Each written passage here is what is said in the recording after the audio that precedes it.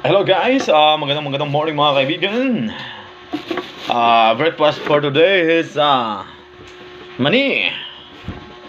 Nilagang mani ang bili ng aking darling guys. Nilagang mani na hilaw. Ito kasing mani na hilaw guys, paborito to ng lahat ng mga lalaki guys. Kahit hindi to hinugasan guys, kinakain to. Sinilagang mani nga eh. My favorite Boys of the Year. By the way pala guys, kagabi pala guys siraan ako. The time is going to the 11 PM in the evening. Naputulan ako ng brake pad guys. Ito yun guys, so. Sa sobrang nipis na pala guys, naputol. Hindi ko alam ang tawag ito bilog na brake pad pa yata ginagamit sa brake pad. Ako yung nagmumotor guys na hindi ko alam kung anong tawag nito. Paki-comment na lang guys kung anong tawag nito guys. Bilog na bakal. Naputol to siya guys. Buti na lang guys, medyo malakas ako kay Lord guys. Kaya always safety for the always motor guys. Ito yan guys oh. Habang nagtutulak ako guys, 11 PM in the evening guys, maraming tumulong sa akin guys na nakamotor, tatlo sila. Sa totoo lang, nagpapasalamat ako sa kanila guys, kaya lang nakalimutan ko yung pangalan nila kasi naka-helmet Tatlo sila, hinintuan nila ako habang nagtutulak.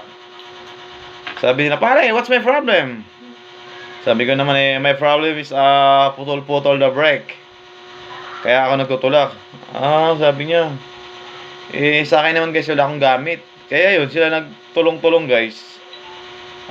Kung sino mo kayo mga tatlong mga gwapings like me, maraming salamat sa inyo sa tulong nyo kagabi. Dahil ako ay sira ng brake pad ito guys.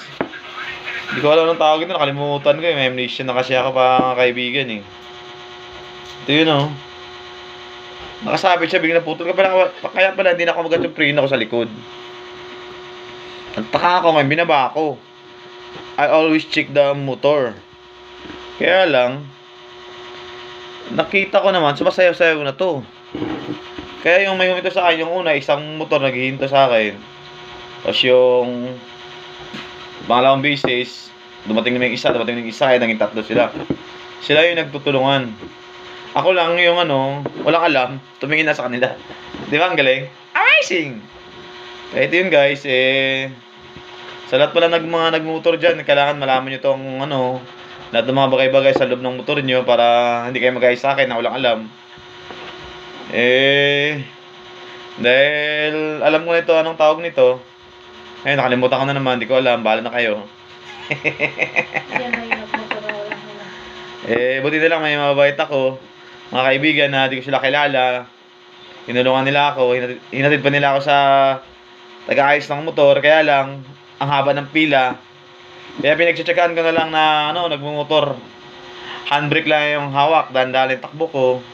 For always safety. Kasi laba ko lang pamilya ko. Ayaw naman nila may mayani masama sa akin, lalo na yung asawa ko. Si Mylene, love na love ako. Siyempre, ayaw niya ako mapahamak. Kasi nag-iisa na daw yung mukha ko, wala nang katulad. Na wala nang hanap-hanapin pa siya. For the one and only husband in my life forever. Di ba darling? Oh yeah. Alright. Kaya ganun, love din ako mga anak ko. Nag-iingat na lang ako. Kaya ganun, ito, for always safety. Kaya kayo guys, bago kayo umalis ng bahay nyo, check the motor, lahat. Kung ano yung maninipis, kung ano yung dapat palitan. Sa akin kasi guys, medyo nakalimutan ko kasi because I'm always busy. Kasi galing akong work, alam mo na. Kaya natin magsipag. Para sa future ng ating mga dalawang kids. And the other than my wife. Kaya ako mapagod yung wifey ko, alam mo na mahal ko yan. Hindi ko binibigyan ng stress. Forever and never again. Kasi lagi siyang sexy, chubby. Alam mo naman yun. Gano'n talaga ako magmahal.